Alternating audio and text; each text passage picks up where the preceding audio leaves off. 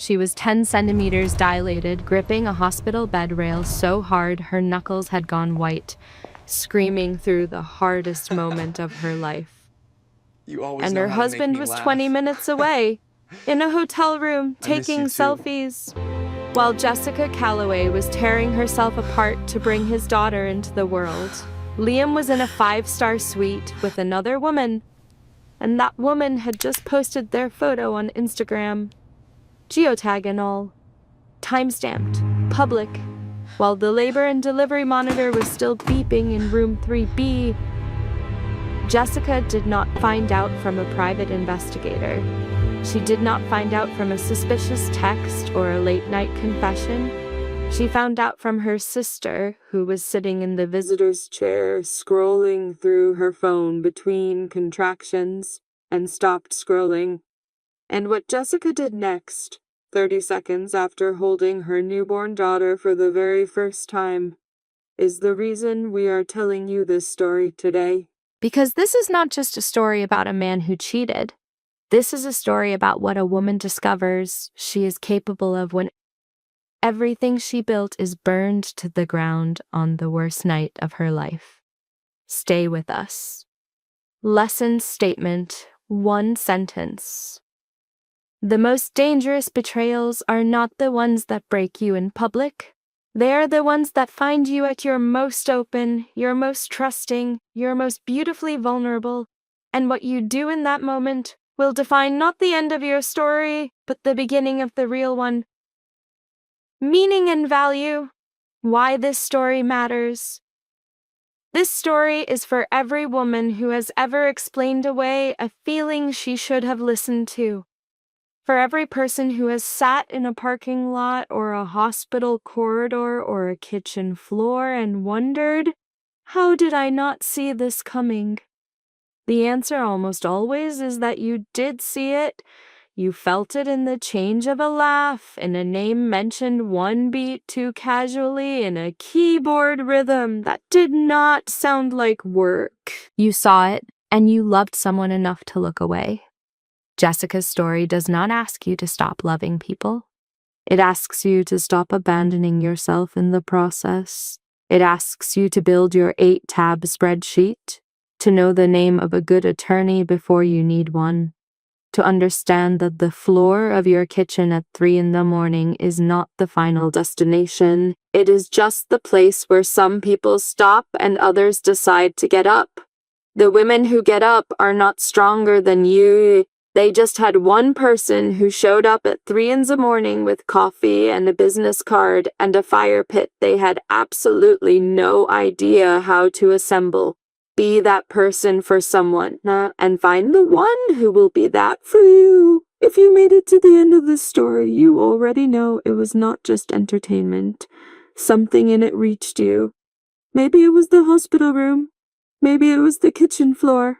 Maybe it was the leaf in the October light, or the laugh that surprised her, or the simple quiet fact of a woman deciding to keep her own name because she had earned it.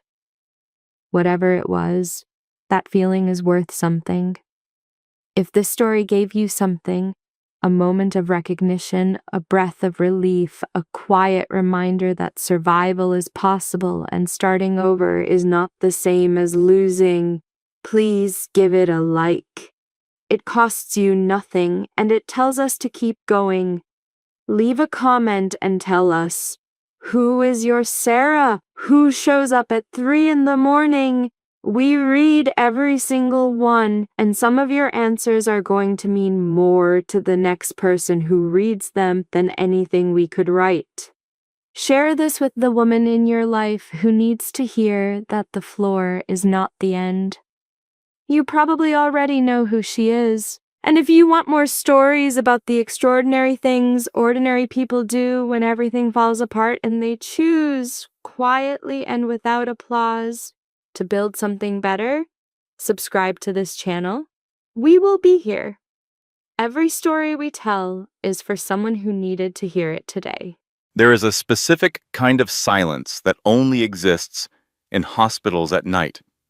Not peaceful, not restful. The silence of held breath, of machines keeping watch, of people waiting for news that will divide their lives into before and after. Jessica Calloway knew that silence intimately now. She had been sitting in it for 4 hours, alone in a wheelchair at the end of a fluorescent corridor, both hands wrapped around the curve of her belly, watching the elevator doors close on her husband's back. He had not turned around. She had not called after him. She looked forward, straight ahead, straight into the middle distance where the future lived. Unwritten and terrifying, and somehow, in this moment, clearer than it had been in months. If you have ever watched someone you love walk away from you and felt, in your bones, that something has permanently shifted, then you already understand what Jessica was feeling. Not panic, not rage. Something colder and more precise than either of those things. The particular calm of a woman whose instincts have been telling her the truth for 11 months, and who has finally, irrevocably, stopped arguing with them.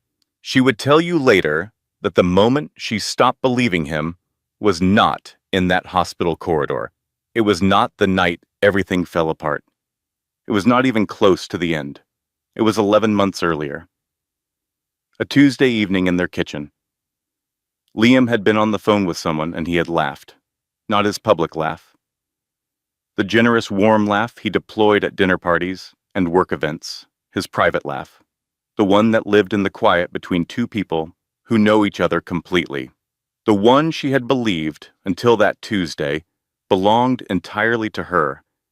She had been standing in the doorway with a glass of water, and she heard that laugh come out of him for someone else.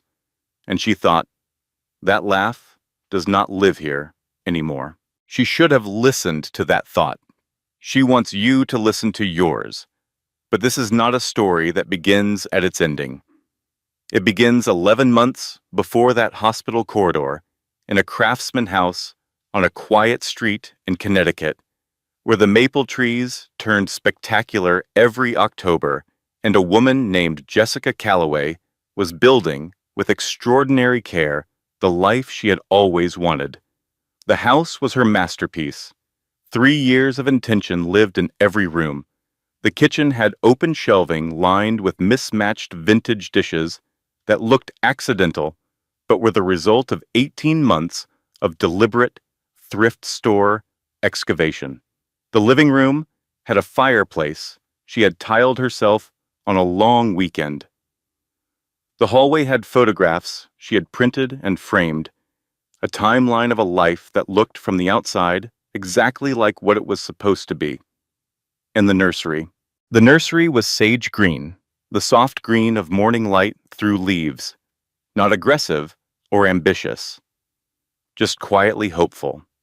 She had painted it herself over 2 weekends, lying on her back on a folded quilt, neck aching, completely happy. Above the white crib, a hand-painted mural, woodland creatures in gentle watercolor, a fox reading a book, a rabbit in a rocking chair, an owl in tiny spectacles. She would stand in the doorway sometimes, one hand on her belly, and simply look at what she had made. This is a room full of promises, she would think. She had no idea yet which ones would be kept. Liam Calloway came out of his home office one Friday evening, smelling of cedar cologne and the particular electric charge of someone who has been deeply focused on something other than what he claims. He was handsome in the effortless way that required almost no maintenance, dark hair that fell correctly without trying, a jawline that photographers loved, an easy smile that arrived half a second before his eyes caught up. Charming until you started paying close attention. He leaned against the nursery doorframe and looked at her, looking at the mural. I think she is going to love the fox, he said. We already know she has good taste, Jessica said. She chose us. He crossed the room and wrapped his arms around her from behind, his hands resting over hers on the curve of her belly, and for a moment the house felt like what it looked like. Whole, true, enough. This was the thing about Liam that made everything that came later so precisely cruel. He was genuinely good at making people feel chosen. It was not entirely performance. It was a talent. The talent of making whoever was in the room with him feel like the only person who existed. The problem, which Jessica did not yet fully understand, was that this talent had no loyalty to any one person. It simply ran. It worked on everyone, including people who were not his wife. "Speaking of work," he said, releasing her, his tone shifting into something apologetic and smooth, "I have about 40 more minutes on this Jensen acquisition." Chloe sent over a final draft tonight. Jessica felt the familiar, small tension, the one she kept dismissing as irrational. Chloe Hartley had been appearing in conversation for 6 weeks, always framed the same way. Brilliant, hardworking, a little intense, needed guidance. Liam said her name exactly one beat too casually, the way people say the names of things they have rehearsed. "She is brilliant, but she overthinks," he said.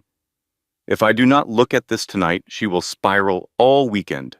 Jessica said 40 minutes, and Liam said 40 minutes, and the office door closed, and she stood in the kitchen listening to the keyboard rhythm from the other room and thought, that does not sound like reviewing a presentation. Then she thought, I am being paranoid. Then she got a glass of water and went to find the remote. And the Penguin documentary remained unwatched, and the keyboard typed on in its frantic, private rhythm.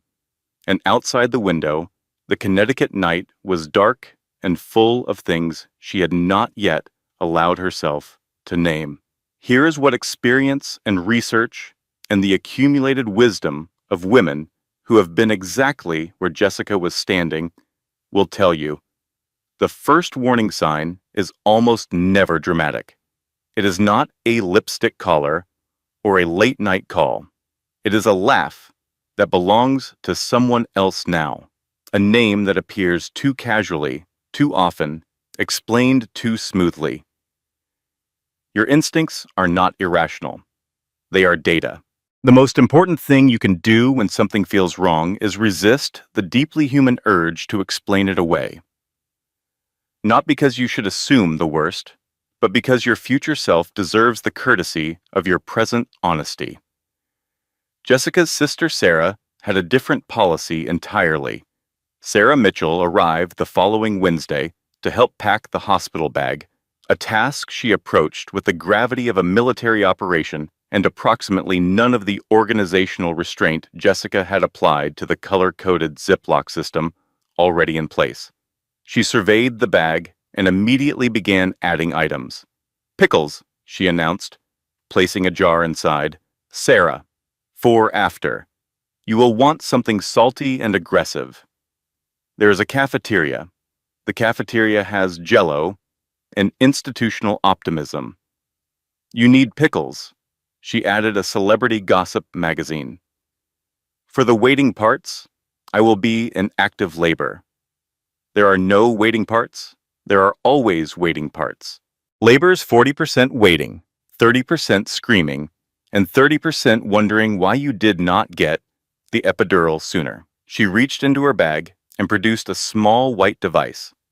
Jessica stared at it. "Whale sounds," Sarah said. "It is a noise machine. I am having a baby, not visiting an aquarium. Birth is cinematic. You need a soundtrack." Jessica looked at her sister, the small, fierce person who had shown up every time it mattered for as long as she could remember, and felt a wave of love, so sudden it surprised her. "Thank you for coming," she said. "Obviously," said Sarah. "Now where is Liam? He should be helping with this." "Home office," Jessica said. "Work call." Sarah's expression did something small and complicated that she smoothed away in under a second. "Right," she said. "Work call."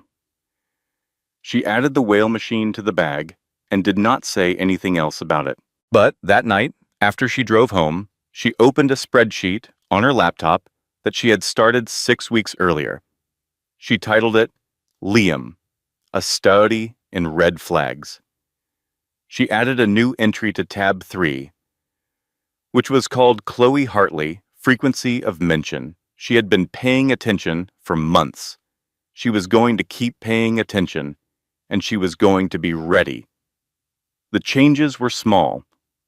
They were the kind of small that only registers in total, the way a house fills with water before you notice the floor is wet. Each individual thing was explainable. In sequence, they told a story Jessica kept refusing to read. Liam's phone had always lived on the kitchen counter, charging overnight, open and accessible, the way the phone of a man with nothing to hide lives. Now it went to bed with him, not beside the bed, on the nightstand, in his hand, screen down, until she was asleep. She noticed this the first time on a Thursday. By the following Thursday, it was simply his new habit, seamlessly established, as if it had always been this way. A receipt appeared in the pocket of his dry cleaning. A restaurant she had never heard of. 2 people. A Tuesday night, he had worked late. She found it when she was hanging up his jacket. She looked at it for several seconds, then she put it back in the pocket. The cologne changed, not obviously. The cedar she had bought him for their anniversary was still underneath, but something sweeter had been added on top, something younger.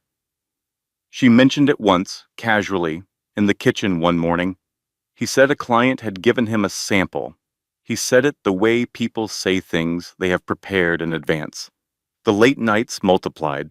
The excuses were always logical, always just plausible enough. The Jensen acquisition, a product launch, a team crisis that only he could manage. He was working so hard for their family, he said. He wanted everything in order before paternity leave started. He wanted to be fully present when Lily arrived. He loved her. He said it often, almost metronomically. I love you. Like a man maintaining a system, Jessica noticed all of it. Jessica explained all of it away. Because the alternative was not something she could afford to believe. At 38 weeks pregnant, in a house she had spent 3 years making into a home, with a nursery full of watercolor animals and a name already chosen for the person who would sleep beneath them. She could not afford to be right about this, so she decided she was wrong. Sarah, meanwhile, had built a spreadsheet with 5 tabs. Tab 1 was phone behavior. Tab 2 was arrival times versus stated times. Tab 3 was Chloe Hartley, frequency of mention, which had 17 entries. Tab 4 was receipts and discrepancies. Tab 5 was simply titled Gut Feelings and contained the words, something is wrong. Update, still wrong. Update, extremely wrong. And then, most recently, preparing accordingly. She showed it to Jessica over prenatal yoga on a Saturday morning. Jessica's response was immediate. Sarah, you made a spreadsheet about my husband. I made a thorough spreadsheet about a pattern of behavior that warrants documentation. It has 5 tabs. Organized systems have tabs. That is what tabs are for. Their instructor, a serene woman named Penelope, who had apparently achieved a level of inner peace that allowed her to teach yoga to 2 arguing sisters without losing composure, looked at them from her bolster and said gently, "Ladies, can we bring our energy into the breath?" Sarah brought her energy into the breath for approximately 4 seconds and then quietly refreshed Liam's LinkedIn under her mat. Jessica took the phone from her sister's hand, placed it in Sarah's bag, and spent the rest of class attempting to meditate. She did not succeed. She lay on her mat with her eyes closed and her hands on her belly and her mind moving through the receipts and the phone and the cologne and the name that appeared but one beat too casually and arriving, every time, at the same uncomfortable place. She left it there. She was not ready to look at it directly yet. 3 nights later, at 2:47 in the morning, she woke to contractions. They were 8 minutes apart, sharp and real. entirely different from the practice runs she had been having for weeks. She woke Liam, who was out of bed and into his jeans before she finished the sentence. He grabbed the color-coded hospital bag, pickles and all, and had her in the car in 6 minutes. On the drive to the hospital, he held her hand across the center console, his thumb making slow circles on her wrist, and she felt something loosen in her chest. At the hospital, they monitored her for 3 hours. Liam sat beside her the entire time. He brought ice chips without being asked. He made terrible impressions of their doctors that she told him to stop and then asked him to do again. He was warm and present and entirely, genuinely there. At 6 in the morning, Dr. Patricia Evans came in and confirmed it. Not yet. False alarm. Baby Lily was comfortable and apparently in no hurry. Go home, rest, eat something, Dr. Evans said. She will let you know when she is ready. In the car on the way home, early morning light coming through the windshield in long gold bars, Liam drove with one hand on the wheel and one hand holding hers. I am so ready to meet her, he said, and he meant it. Jessica could hear that he meant it. The genuine tenderness in his voice at 6 in the morning with tired eyes and bed hair. He was capable of real love. She had heard it right then, unmistakably. She leaned her head back against the seat and let herself believe. I was being paranoid, she thought. This is real. We are real. Me too, she said. She slept the whole way home, her hand in his, the morning gold warming the inside of the car. This is the cruelest thing about the kind of betrayal Jessica was living inside. It rarely presents as entirely one thing. The warmth was real. The tenderness was real. A person can love their family and destroy it simultaneously. That is not a contradiction. It is a tragedy. And the tragedy is not that the love was false. The tragedy is that the love was true and still not enough to make him choose correctly. If you have ever loved someone who made you feel completely safe and completely uncertain at the same time, then you understand this in your body before you understand it in your head. You understand that safety and danger can wear the same face, speak in the same voice, hold your hand in the same way. And the only way through that confusion is to watch what people do when staying would cost them something. That is where the truth lives. Jessica was about to find out exactly what staying would have cost Liam. The answer, it turned out, was everything, and he chose not to pay it. The real labor started on a Friday night, at 39 weeks and 3 days. The house had a particular quality that evening, a held-breath stillness that Jessica would remember later as the last moment of the before.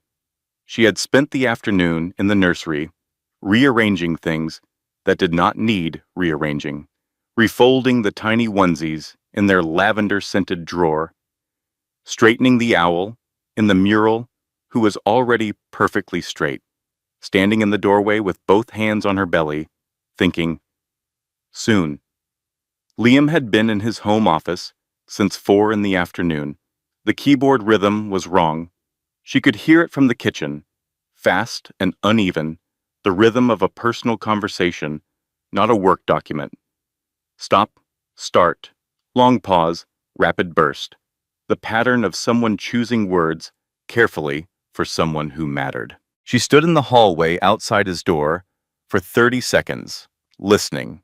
Then she went back to the kitchen. His phone was on the coffee table. She had not gone looking for it. She had simply walked past on the way to get water, and the screen lit up with a WhatsApp notification, and she saw the preview before she could decide not to look. Chloe H. Thinking of you tonight of all nights. Then a champagne glass emoji. The timestamp, 11:47 at night. Tonight of all nights. Jessica stood very still. Her brain ran 2 tracks simultaneously. The rational track that was building explanations, and the other track, quieter and more honest, that had been waiting 11 months for exactly this moment. Then, a contraction hit her. Not the dull practice ache she knew, something deep and seismic and entirely new, a force that required her full biological attention without negotiation. She breathed through it, timed it, waited. 5 minutes later, another. She called for Liam. He emerged from the office with an expression she had never seen on his face before in their 4 years together. Not panic, not the terrified excitement she had imagined would be on his face on this night. Something closer to interrupted, as if she had pulled him away from something important. The expression lasted perhaps 2 seconds before the mask of devoted husband slid into place, smooth and practiced. "Oh my God, babe, are you sure?" "Pretty sure my body is staging a hostile takeover, yes."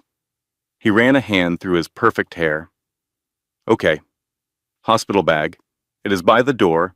Your birth plan is in the front pocket. Car keys are on the hook." And then, as if on cue, her water broke on the hardwood floor of the hallway they had refinished together the summer before they got pregnant. They both looked at the floor, the undeniable, irrevocable proof. In the rush to the door, the bag, the keys, his phone, Liam swept his phone off the coffee table and pocketed it without looking at the screen. An automatic motion, practiced and fluid, as natural as breathing. Tonight of all nights. In the car on the dark highway, Jessica looked out the window and said nothing about the message. Nothing about the keyboard rhythm. Nothing about the cologne or the receipt or Sarah's spreadsheet with its 5 increasingly detailed tabs. She looked at the city lights in the distance and felt, with cold precision, the first solid edge of a truth she had been circling for almost a year. Not a suspicion anymore. Not anxiety, dressed up as instinct. Something harder, something with corners. Something is wrong, she thought. Something has been wrong for a long time, and tonight, at the worst possible time, with my daughter on her way into the world, I am going to find out exactly what it is. The hospital appeared ahead, all fluorescent light and institutional purpose. She exhaled. Get through tonight first, she told herself. She did not yet know that tonight was going to be the night the entire structure collapsed. She did not know that in 3 hours, while she was doing the hardest physical work of her life, her husband was going to be in a hotel room 20 minutes away. She did not know that a young woman with her phone was going to document the whole thing on Instagram, geotag, and timestamp included, and distribute it to an audience that included, by extraordinary coincidence, the woman sitting in the passenger seat of this car right now. She only knew that something was wrong. She was right. She walked into the hospital holding Liam's hand, and the automatic doors slid open, and the fluorescent lights were harsh and unforgiving, and somewhere deep inside her body, her daughter was preparing to enter a world that was about to be entirely different from the one her parents had planned. Room 3. B on the labor and delivery ward was beige and relentless and smelled of antiseptic and floor wax and the distant coffee from Nurse Donna's station in the hall. Nurse Donna had been a labor and delivery nurse for 22 years. She was a compact woman with silver-streaked hair and reading glasses she wore on a chain around her neck, and the specific quality of calm that only exists in people who have seen so much that very little surprises them anymore. She moved through the room with quiet efficiency, hooking Jessica to the fetal heart monitor, adjusting the contraction sensors, doing everything with the focus and ease of someone for whom this work is not a job, but a calling. The monitor found Lily's heartbeat immediately, thump, thump, thump, steady and certain, and filling the room like a small drum, insistent and alive. Good, strong heart, Donna said. She knows what she is doing. Sarah had arrived 40 minutes after them, tote bag over one shoulder, thermos of coffee in hand, the whale sound machine tucked under her arm like a small and inexplicable trophy. She had set it up on the windowsill without asking anyone's permission, and it was now playing softly in the corner, and Nurse Donna had looked at it once and said nothing, which was a form of acceptance. Liam was performing the devoted husband with considerable skill. Ice chips, offered without prompting, his hand in Jessica's, through each contraction, thumb making slow circles on her skin. Murmured encouragements between the waves. You are incredible. You are doing amazing. I love you so much. But between contractions, his eyes went to his phone. Not conspicuously, just a glance, then another. His body would angle slightly away from her, shoulders tightening. A small contained expression would cross his face, something private and suppressed. And then he would look back at Jessica, and the mask would reassemble. Is that work? Jessica asked during a lull. Her voice strained. He flinched, just slightly. Yeah. Chloe, she is panicking about the Monday presentation. He slipped the phone face down on the bedside table. You do not need to worry about it. All my focus is right here. He leaned in to kiss her forehead. His eyes, she noticed, did not close. Nurse Donna, adjusting the IV with great concentration, said absolutely nothing, but she began checking in on Jessica more frequently than protocol strictly required. The contractions intensified, 4 minutes apart, then 3. The pain was no longer something Jessica could think around. It was something she had to move through, each wave demanding her complete attention. Sarah was on one side, steady and present, hand over hand, breathing alongside her. Liam was on the other side, warm and attentive, and somewhere else entirely. Then, an hour after they had arrived, with contractions now 5 minutes apart, and Jessica pale and focused, and working harder than she had ever worked in her life, Liam stood up abruptly. Oh no. What? Jessica managed, between breaths. The car seat. He pressed the heels of his hands against his eyes in theatrical dismay. The infant car seat, Jess. I forgot to transfer it. It is in my car at the house. They will not discharge you without it. Nurse Donna looked up from the monitor she was adjusting. She is progressing quickly, Mr. Calloway. You do not want to be gone long. I will be 20 minutes, 30 absolute tops. He was already moving toward the door, his body carrying him with the momentum of someone who had made this decision before the words finished coming out of his mouth. I will break every speed limit in Connecticut. He squeezed Jessica's hand, kissed her temple. I love you. You are extraordinary. I will be back before you know it. The door swung shut behind him. The room was quiet for a moment. Nurse Donna watched the door. Then she turned back to the monitor. After a long pause, without looking up, she said, "Third one this month, who forgot the car seat." She made a small adjustment to the IV. Funny how they always remember everything else. The room held the weight of that sentence. Sarah looked at the door Liam had walked through. Then she opened Instagram. She was not looking for anything in particular. She was doing what people do when they are anxious and need somewhere to put their eyes, scrolling past vacation photos and food pictures and the dog that looked like a disgruntled senator. And then her thumb stopped. The contraction that hit Jessica at 1:08 in the morning was the worst one yet. A wave that started in her lower back and crested through her entire body, demanding everything, leaving nothing in reserve. She reached for Liam's hand. She found only the cool plastic of the bed rail. She gripped it anyway. The fetal monitor beeped steadily. Lily's heartbeat, unwavering and certain.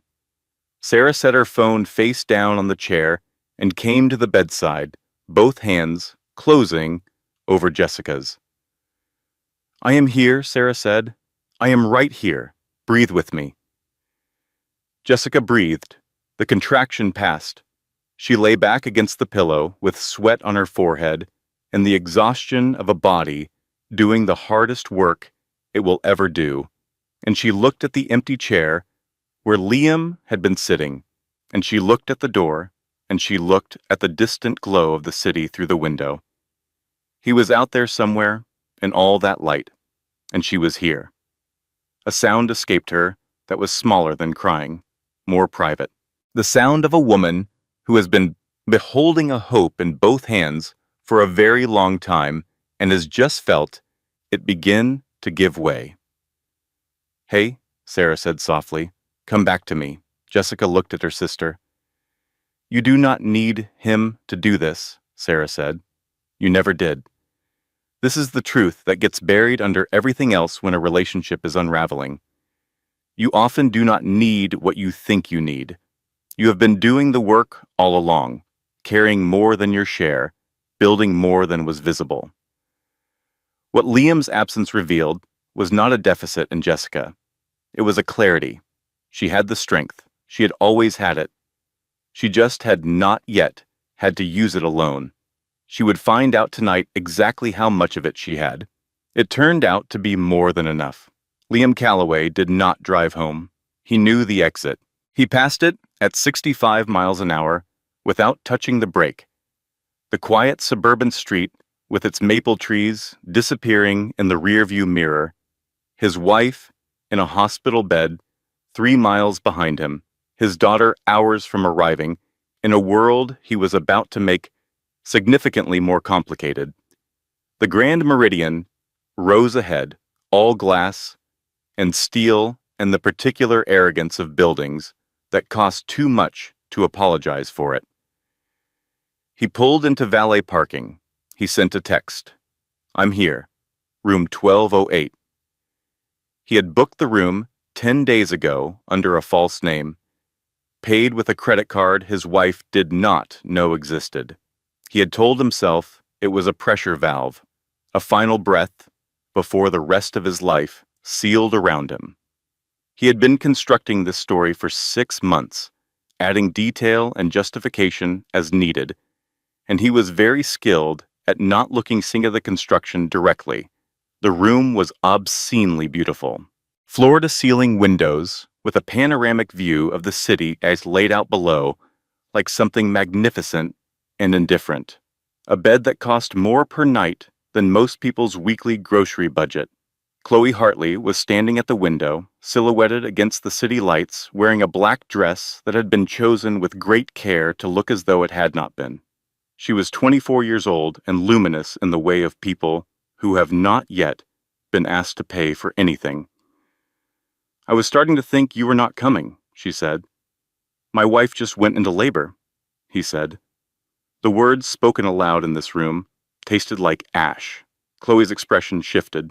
A flicker of something submerged quickly. "Oh my God, should you be there?" I told her I was getting the car seat. He heard himself say this, in this room, with the city spread out beneath them and his daughter's heartbeat on a monitor 20 minutes away.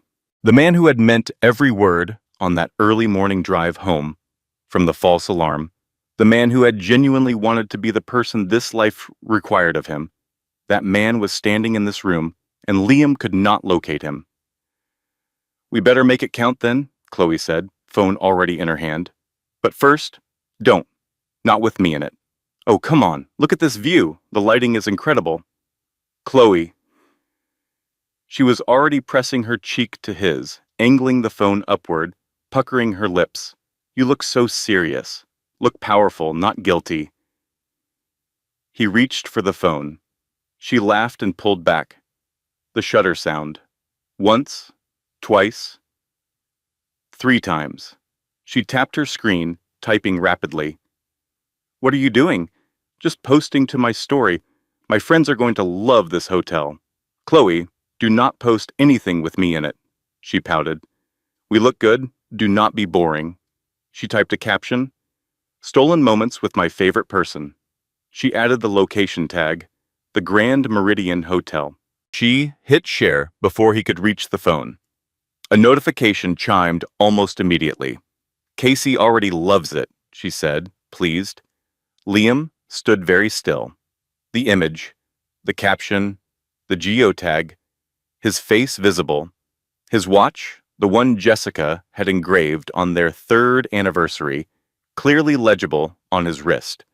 A digital confession, publicly filed and distributed to an audience whose size he did not know and should have thought to ask about months ago. He grabbed his keys. Back in room 3B, Sarah Mitchell was scrolling Instagram with one hand and holding her coffee thermos with the other. She was not looking for anything. She was keeping her eyes busy because the alternative was watching her sister grip a bed rail alone. And that image was more than she could hold without doing something she would regret. Celebrity gossip, a friend's vacation, the senator dog, a recipe she would never make. Her thumb stopped. The photo was unmistakable. There was Liam, her brother-in-law, who was supposedly retrieving a car seat from a house 20 minutes away, his arm around a young woman with long blonde hair, her cheek pressed to his, her lips in a practiced pout. Behind them, floor-to-ceiling windows and a city view that Sarah recognized from a wedding she had worked 2 years ago. The Grand Meridian Hotel. The caption, "Stolen moments with my favorite person." The timestamp, 12 minutes ago. Sarah stared at the screen. 1 second. 2, 3, 4, 5. Her brain moved through denial, recognition, confirmation, denial again, and arrived at a destination that felt like cold water poured directly into her chest. She took a screenshot. Her hands were shaking so badly she took 3. She looked up. Jessica had her eyes closed, face pale with concentration, moving through the beginning of another contraction. I cannot tell her, Sarah thought. Not now. Not in the middle of this. It could hurt the baby. It could break her when she needs to be intact. She pressed the rage down. All of it, everything volcanic and white hot, she compressed into the smallest space she could find inside herself and locked it there. She walked to the bedside. I am here, she said. Her voice did not shake. She was proud of this in a way she would never be able to fully explain to anyone who had not been in that room. She held her sister's hand. She breathed with her. The contraction passed. And somewhere across the city, in a hotel room on the 22nd floor, Liam Calloway was already on his way back to a hospital where the damage had been done and the evidence was circulating, and the fire he had lit in a room full of gasoline was already irreversibly burning. At 12:19 in the morning, Dr. Patricia Evans arrived, assessed the situation, and said, "We are at 10 centimeters, Jessica. It is time to push." What followed was not the soft-lit, graceful event that movies suggest. It was primal and loud and completely unglamorous, and it was the most extraordinary thing Nurse Donna had witnessed in 22 years of witnessing extraordinary things. Jessica Calloway, who had spent 9 months color-coding Ziploc bags and researching hypoallergenic detergent and painting woodland animals on a nursery wall, discovered in that room that somewhere beneath all the planning lived a woman of ferocious and unglamorous and magnificent power. She pushed with everything she had. She roared. She demanded ice chips with the authority of someone who has earned them. Between the 3rd and 4th round of pushing, Nurse Donna leaned close and said, with the directness of a woman who has learned through experience what actually helps, "Honey, I have seen a lot of men make a lot of dumb decisions in this room in 22 years, but you are doing the hardest thing a human body can do. So, let us show him what he is missing." Jessica laughed. It was completely inappropriate and completely necessary. It cracked something loose in her chest, not grief, but something that burned cleaner. Resolve. She looked at Sarah, who was holding both her hands and crying openly in the unself-conscious way of someone who has given up on composure entirely, and she thought, this is who is here.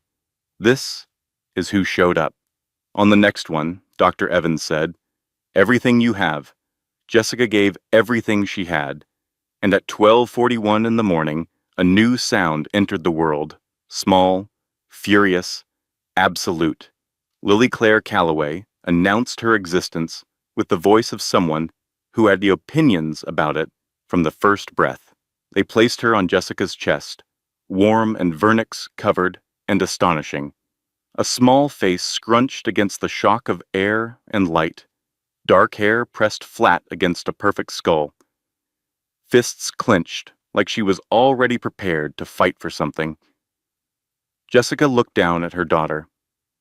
The room disappeared. The monitors disappeared, the beige walls and the fluorescent lights and the distant sound of the corridor, all of it simply gone.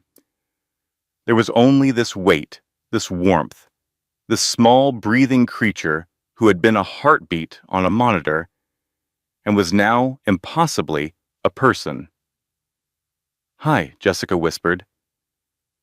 Her voice had nothing left in it, completely wrung out, completely bare, completely honest.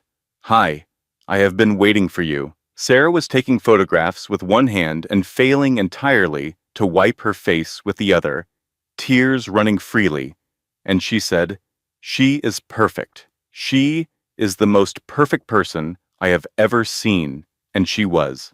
They cleaned Lily and swaddled her in a pink and white striped blanket, and Jessica was counting her fingers for the third time when the door to room 3B swung open. Liam walked in. He was carrying the infant car seat like a man carrying a prop he had rehearsed with on the drive over. His expression was calibrated, relieved but guilty, excited but apologetic. The performance of a man who had constructed a story and told it to himself until it felt almost true. "I am so sorry," he began, his voice filling the room. "There was an accident on the 95. Complete gridlock. My phone died. I tried everything." He stopped. The room's atmosphere reached him, the silence of three women who know something. Nurse Donna, busy at the counter, not looking at him. Dr. Evans quietly completing paperwork in the corner.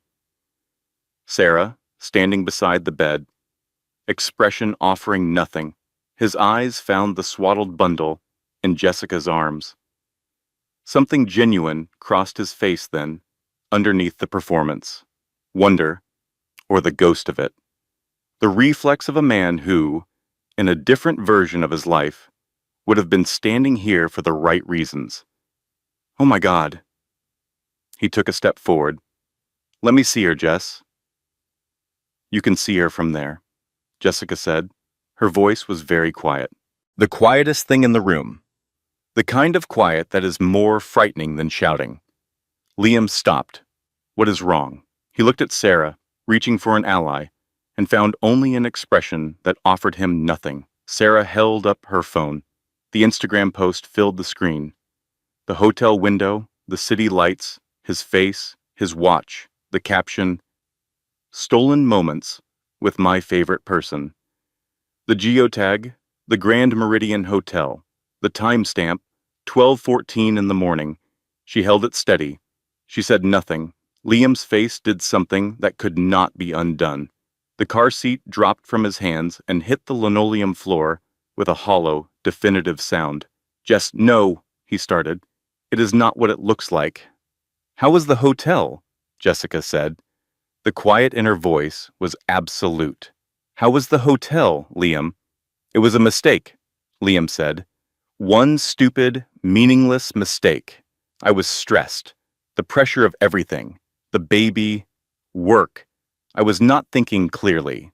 "You were thinking clearly enough to book the room 10 days ago," Sarah said. "This is between my wife and me. It stopped being between you and your wife when you geotagged it." "Jessica." He moved toward the bed, and his voice shifted into something more urgent, stripped of the performance. "Please, let me explain. Let me hold her. She is my daughter. You cannot—" "I want you to leave," Jessica said. I am not leaving. This is my family. Mr. Calloway. Nurse Donna appeared in the doorway with the particular authority of a woman who has managed more difficult situations than this one and has never once raised her voice to do it. You need to step out. I am not going anywhere. She just gave birth. She is not thinking clearly. You cannot take her decisions right now as... He stopped himself. Too late. The room went entirely still. Jessica looked at him with an expression that could have etched glass. She is not stable, he said, quieter now, looking at Donna, at the door, calculating. She is emotional and in shock. I am her husband, and I have a right to... Security arrived in 4 minutes. 2 men in the doorway, patient and unmovable.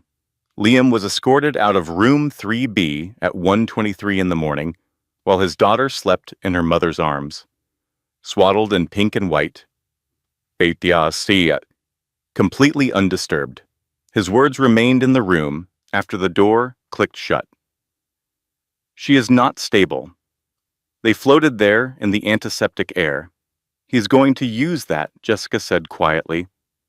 He will not get the chance, said Sarah. But they both knew, in the way that women who love each other know things before they are said, that the night was not the hardest part. The hardest part was organizing itself quietly in the background, in offices with expensive furniture and men who charged by the hour, and it was coming. Jessica came home to the Craftsman house on a Tuesday, 3 days postpartum, sore and moving carefully, Lily in the car seat in the back. Her mother had filled the fridge with soup and lasagna in neat labeled containers. Her father had spent the previous afternoon changing every lock, the scrape and click of new tumblers, moving through the house like punctuation. He did it without being asked and without comment, and Jessica had stood in the hallway listening and felt something she could not name, but that she needed. The legal notice arrived on day 5. Certified mail, a return address from the offices of Whitmore, Aldrich, and Cole. Liam, acting on advice of counsel, had filed a petition for emergency shared custody of Lily Claire Calloway. The petition used the word unstable twice. Jessica read it at the kitchen table, while Lily slept in the bassinet 6 feet away. She read it twice. Then she placed it face down on the table, very precisely, and looked at the wall for 30 seconds. Then she picked up her daughter and sat down on the kitchen floor. She looked at the legal language with its careful, bloodless phrasing and understood what it meant in practice. Every joint account had Liam's name on it. She had stopped freelancing at 30 weeks. She had no independent income, and she could see now, looking back at the bank app, that money had been moving for 2 months. Subtle transfers to accounts she could not access. Not dramatic, just consistent, premeditated. He had been planning this. Not the affair. He had not planned to be discovered at the affair. But this, the financial positioning, the legal preemption, the framing of her as unstable before she could frame him as absent, this had been arranged by people with more resources and more time than she had, and who were not sitting on a kitchen floor in a relocked house with a newborn and a dish towel for a handkerchief. At 3:14 in the morning, her phone rang. Sarah. I am outside, Sarah said. I have coffee. I have the spreadsheet, which now has 8 tabs. And I have the business card of a woman named Catherine Brooks, who is apparently the most feared divorce attorney in the state of Connecticut. Let me in. Jessica got up off the floor. She unlocked the new lock. She let her sister in. Sarah sat down at the kitchen table and opened her laptop with the gravity of someone entering a war room. Tab 6 was titled Legal Strategy, Preliminary. Tab 7 was Financial Documentation. Tab 8 was simply Catherine Brooks, Background Research, and contained 3 newspaper articles, 2 court records, and a wedding announcement annotated in Sarah's handwriting, she divorced him too. Good instincts. Sarah? Jessica said. When did you build all of this? February, Sarah said simply. I told you something was wrong. You had a tab called Gut Feelings. Gut feelings are data. She slid the business card across the table. Call her first thing in the morning. Jessica picked up the card. Then she looked at her sister. I am really glad you are insufferable, she said. I know, said Sarah. It is one of my best qualities. Then Liam's legal team did something that crossed the line from adversarial to cruel. Through discovery, they subpoenaed Jessica's medical records. At her 6-week OB appointment, she had mentioned postpartum anxiety, the standard and deeply common experience of a new mother whose life had collapsed around her. Dr. Evans had noted it with appropriate clinical care, completely routine.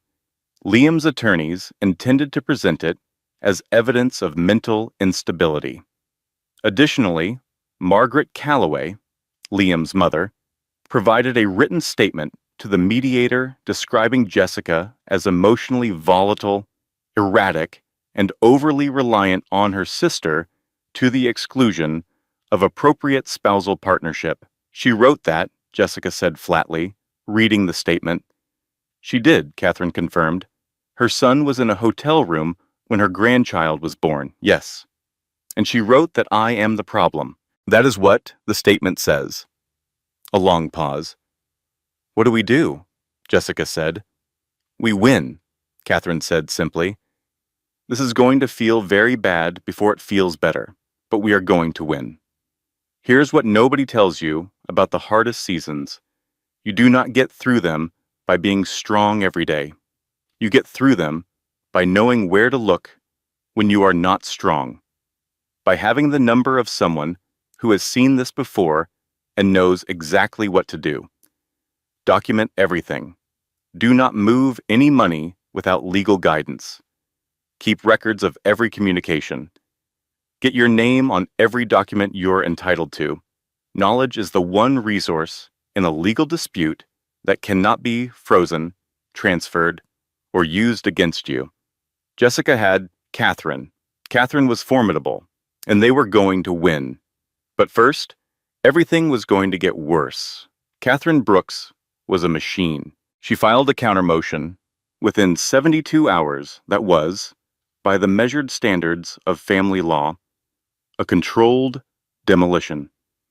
She submitted the Instagram post with its timestamp, geotag, and Liam's engraved watch visible in the frame, cross-referenced against the hospital's documented labor timeline.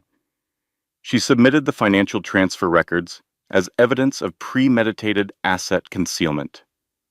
She submitted a formal request for Liam's work email records through discovery, a request his legal team opposed vigorously, which Catherine noted in a subsequent filing with the phrase, "Opposition to discovery at this stage suggests consciousness of guilt." The preliminary custody hearing was set for a Tuesday morning in November. Jessica wore her good coat and her grandmother's pearl earrings, the ones she had worn every time she needed to feel like herself since she was 22, and she sat beside Catherine Brooks in a courtroom that smelled of old wood and radiator heat. The judge reviewed the petition, reviewed the counter-motion, reviewed the Instagram post, the timestamp, the geotag, and the medically documented labor timeline.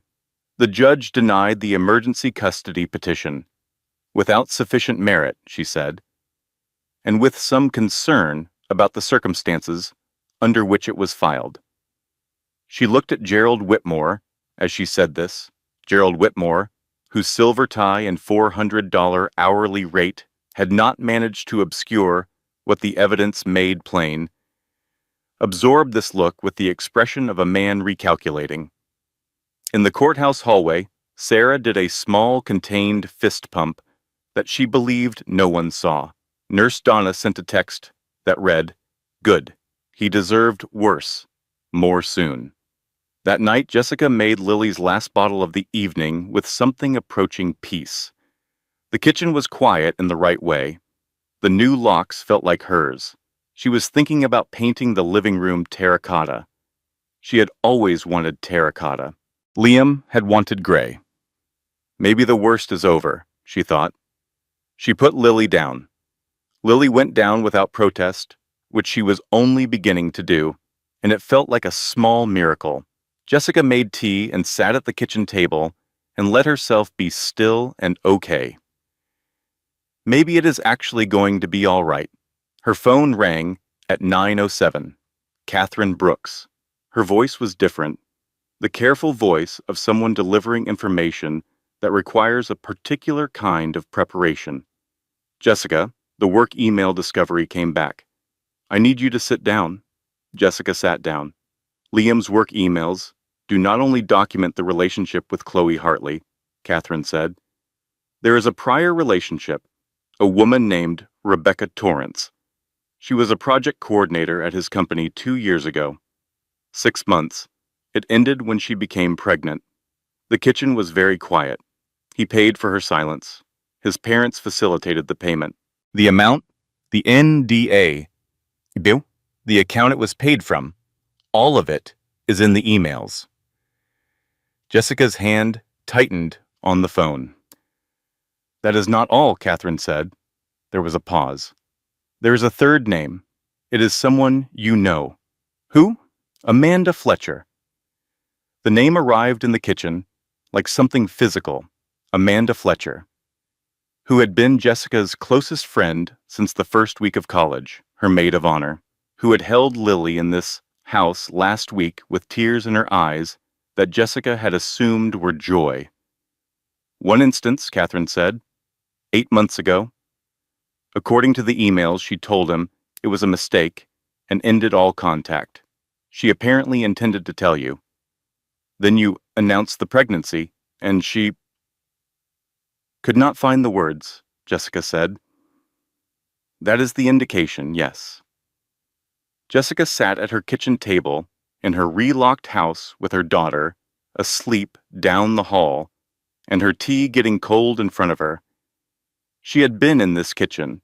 Amanda had been in this kitchen, had sat in the chair across from this one, had held Lily, had cried tears Jessica had read as happiness. She put the phone down on the table. She looked at the wall. Lily made a small sound in her sleep down the hall, not distress, just the sounds a new person makes while learning how to exist, and then went quiet again. Jessica sat on the kitchen floor. She had not planned it. Her body simply made the decision, folding down until she was on the tile, with her back against the cabinet, in the position that humans have assumed since the beginning of time, when something becomes too large to hold upright. This was not the rage of the hospital room. This was not the cold terror of the legal notice. This was grief, clean and old and irreplaceable, for a friendship that had been the constant of her adult life, for 15 years of Sunday mornings and borrowed dresses, and the shorthand that only forms between people who have been through enough together. She cried without grace or management or performance. The kind of crying that does not look like crying in movies. Thorough and unglamorous and necessary. She cried for Liam and for what they had been, and for the house and the nursery and the plans. She cried for Rebecca Torrance, who had been through this alone before her. She cried for Amanda, for the version of that friendship she would never have back. She cried until there was nothing left.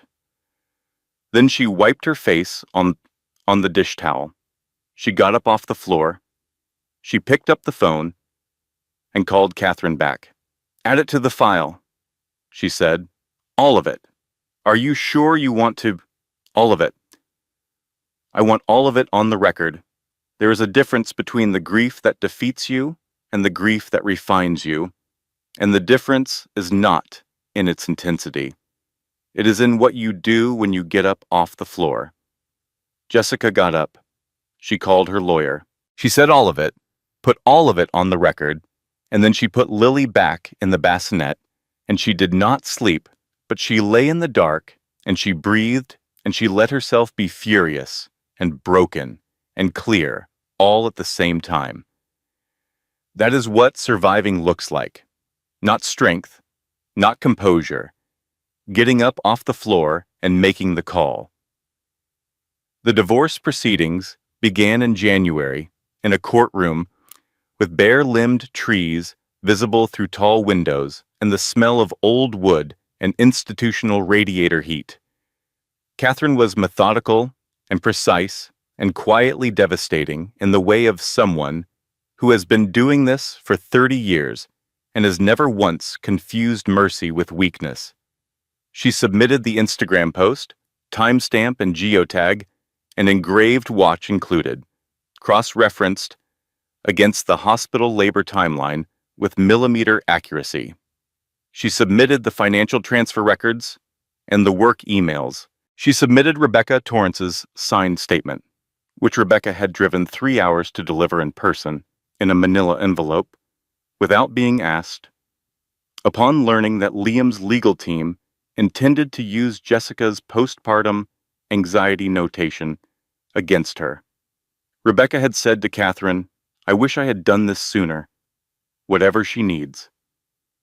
Catherine submitted the records of Margaret Calloway's facilitation of the Rebecca Torrance payment, made through accounts connected to the Calloway Family Trust. Documented in emails Margaret had sent from her personal account because she had not anticipated discovery. Gerald Whitmore, in his silver tie, attempted several things. He attempted to argue that the Instagram post had been taken out of context. Nurse Donna, called as a character witness, turned to look at Gerald Whitmore with the measured patience of a woman who has cataloged 30 years of human behavior in its most unguarded moments, and said, "Honey, a geotag does not have context. It has coordinates." The courtroom did not laugh. Several people in the courtroom wanted to. He attempted to introduce Jessica's postpartum anxiety notation from her medical file. The judge reviewed it, reviewed Dr. Evans' complete clinical notes, reviewed the standard literature on postpartum anxiety prevalence that Catherine had preemptively submitted, and set the whole thing aside with an expression that communicated an entire opinion without requiring a single word. Gerald Whitmore accepted this without speaking. He attempted to argue that Liam's absence from the birth was circumstantial. Catherine submitted the hotel check-in record, the false name, cross-referenced against the credit card his wife had not known existed, the room booked 10 days in advance. During a recess, Tom Calloway appeared in a conference room with his attorney and a number written on a piece of paper that he slid across the table, with the practiced ease of a man for whom this was not the first time. In exchange for a non-disclosure agreement and a revised custody arrangement, his attorney said, a more generous arrangement for both parties. Catherine looked at the number. Then she looked at Tom Calloway. "Mr. Calloway," she said, "when a party offers a settlement of this size at this stage of proceedings, they are telling us exactly how much evidence they know we have." She slid the paper back across the table. "We have enough." She stood up. "We will see you back inside." The judge's ruling was issued on a Thursday afternoon in February. Jessica received the house. Full physical custody of Lily Claire Calloway. Child support calculated accurately against Liam's income. A legal cost award that the judgment described in the measured language of official documents as significant. Liam received supervised visitation, 2 hours every other weekend, at a neutral family services facility with a third-party supervisor present. He also received Gerald Whitmore's bill for $47,000 and the news that his company had quietly rescinded the promotion that had been the stated source of all that pressure. Jessica signed the final paperwork in Catherine's office on a Wednesday morning with Lily asleep in a carrier on her chest. 8 pounds 2 ounces of absolute indifference to the legal dissolution of the circumstances of her creation. Catherine said, "It is done." Jessica looked at her signature on the page. Jessica Calloway. She was keeping the name. It was Lily's name. It was hers. She had earned it. "Thank you," she said to Catherine. "Do not thank me," Catherine said. "He did all the work. Then she said, "Go home. Paint something." Jessica drove home through the February gray with her daughter asleep on her chest and thought about terracotta. When someone tries to buy your silence, they are telling you exactly how afraid they are of your evidence. A settlement offer is not generosity. It is a price tag on someone's fear.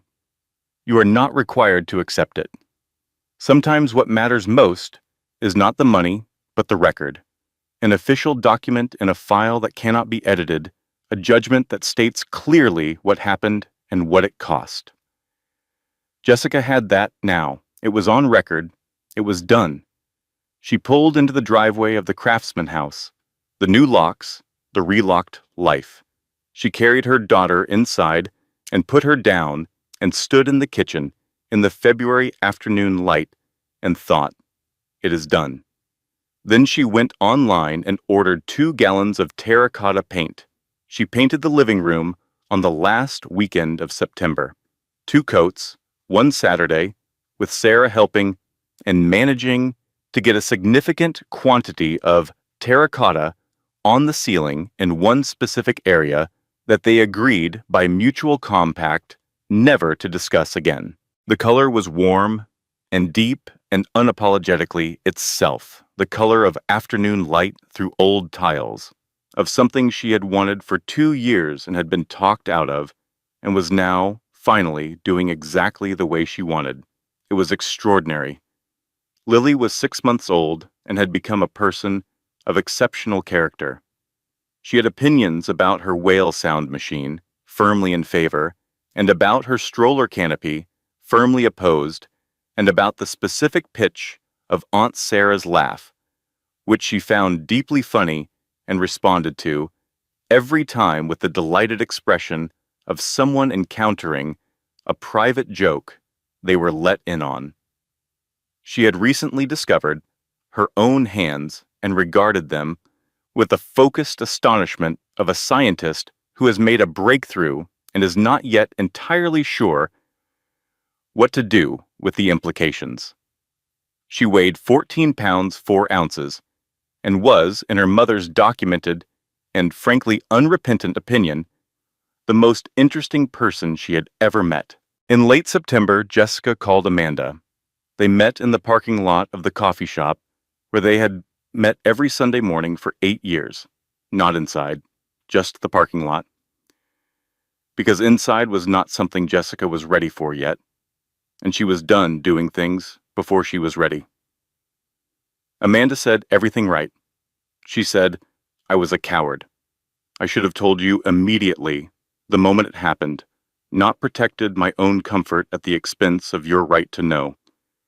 I chose wrong, and I have to live with that." She did not offer excuses. She did not ask for forgiveness on any timeline. She stood in the parking lot in the October cold and said what she had to say, and then waited. Jessica looked at her. 15 years, Sunday mornings and college apartments and borrowed dresses and the shorthand that only forms between people who have been through enough together. She looked at all of it and at the person standing in front of her who had been part of all of it and had also done something that could not be undone.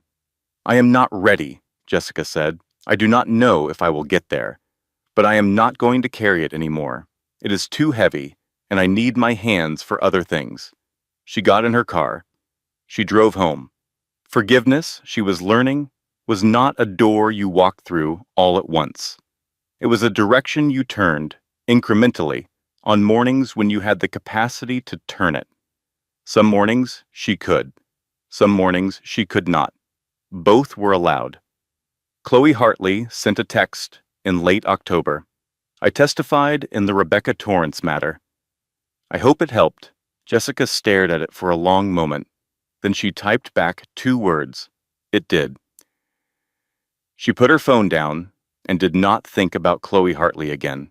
The first supervised visit was on a Saturday morning at a family services facility in a low building off the highway with a parking lot and an American flag and a lobby that smelled of industrial carpet cleaner. Jessica drove Lily there, signed the paperwork, handed her daughter to the facility coordinator, and went to the observation room. Through the one-way glass, she watched Liam sit cross-legged on a soft mat with Lily in front of him, trying to make her smile. He was wearing a sweater she had never seen. Something bought, after, in his new apartment, in the new version of himself she did not know. Lily regarded him with the serene, majestic indifference of a person who does not know him yet. She was interested in a wooden ring on the mat. She was interested in the light from the window. She was interested in her own hands, still a source of ongoing investigation. She was not yet interested in this man who was her father, who was a stranger who would have to become someone she chose rather than someone she was simply given. He looked up at the mirror at one point, sensing something, not knowing she was there. His face was tired, diminished in a way that had nothing to do with age, the subsidence of a man who has lost the story he was telling himself about himself and has not found another one. Jessica watched for 4 minutes. Then she went to the lobby vending machine and got a coffee. She had better things to do with her time. Now it is a late afternoon in October, and the Craftsman house is hers in every way that matters. The maple trees have gone spectacular. The neighbor's yard, a riot of orange and gold. The sky, the impossible blue that only happens in October in New England. The kind of blue that seems too deliberate to be accidental. Jessica is cross-legged on a thick blanket in the backyard, laptop open, working on a freelance design project. A nursery in Westport, soft greens and watercolor animals, which come easily now, which feel like something she knows how to do with her eyes closed. The work is good. It feels good to make things. Lily is on the blanket beside her. She is on her tummy, completely absorbed in the serious project of trying to reach a maple leaf that has fallen just beyond the edge of the blanket. She extends her arm. The leaf does not come. She reconsiders her strategy. She extends her arm again. She has been working on this for 4 minutes and has not wavered in her commitment to the objective. From inside the house, the whale sound machine, which Lily requires for naps and which has therefore become a fixture of the household's ambient soundscape. From the side yard, the unmistakable sounds of Sarah attempting to assemble a small fire pit she purchased on impulse from a hardware store the previous weekend. A metallic clang, a pause, a different metallic clang, suggesting a different mistake. "I am fine," Sarah calls, preemptively. "I did not say anything," Jessica calls back. "I could hear you thinking it." Jessica smiles. She picks up her phone and opens the camera and takes a picture of Lily in the October light. Her face illuminated by afternoon gold, her expression one of pure, uncomplicated joy at the existence of a single fallen leaf. She opens Instagram. She types a caption. "Having a perfect moment with my favorite person." She posts it. She puts the phone down in the grass. She looks up at the October sky. The blue that is too blue, the light that is too gold, the maple leaves falling in no particular hurry. From the side yard comes an impressive crash, followed by a silence that lasts several seconds too long. "Still fine," Sarah announces. "Okay," says Jessica. Lily finally gets the leaf. She holds it up and looks at it with absolute triumph, the face of a person who has worked for something and received it, who is 6 months old and already learning that things which seem beyond reach sometimes need only a different approach and a little more time.